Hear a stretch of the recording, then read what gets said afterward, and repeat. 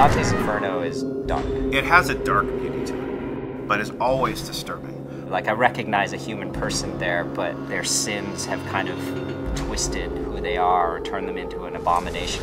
It doesn't just contain tormented souls, but it's actually made up of tormented souls. Everything about Dante's Inferno is about torment.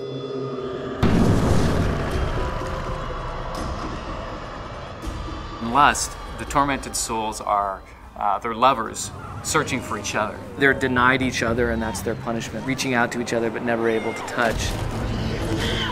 They're downed, right? So you get a sense of sort of this solitude, suffering. It's kind of out in this ocean of loneliness, surrounded by this weather storm of people. It's kind of like if you picture a hurricane combined with a tornado, with bodies just writhing and swirling in it. Inside, you can just see this orgy of bodies in there. There's this whole sexual overtone, but it's really disturbing and repulsive at the same time that it's kind of compelling. I want the environments to reflect, those sins, the sins of the flesh, and also to reflect kind of a personal hell.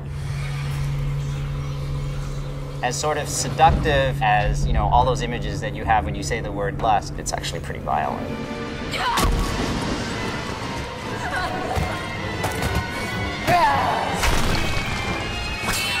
We did have some excellent people from the outside the company, some brilliant artists, work with us to give us a little influence. Wayne especially, he's been working with the Inferno theme for a very long time. Nobody draws and knows hell like Wayne Barlow.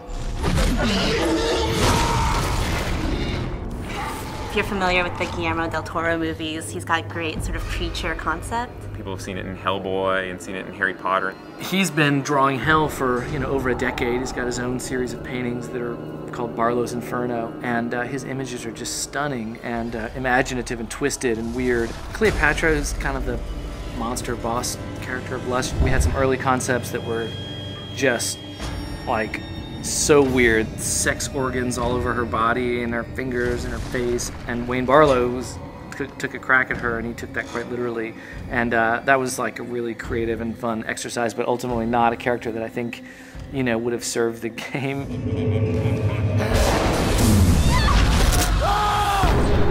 Disturbing is the watchword. Brutal is the watchword. The world is being beautifully rendered, but is always disturbing. It sounds easy, like, oh, cool, we'll do a level based on, around violence. We'll do a level based around lust. Like, that'll be easy. But then you sit down to do it, and you really struggle to push the boundaries. You can be totally gratuitous and really kind of like silly about it and really pornographic about it. Let's just hang a huge penis out there and, call it a day. You can also make it kind of interesting, thoughtful, and provocative. I probably have 200 pictures of intestines on my machine. Pictures of defecation, bodies cut in half. It's, again, supposed to be a very disturbing game, and our source material and reference material is equally as disturbing.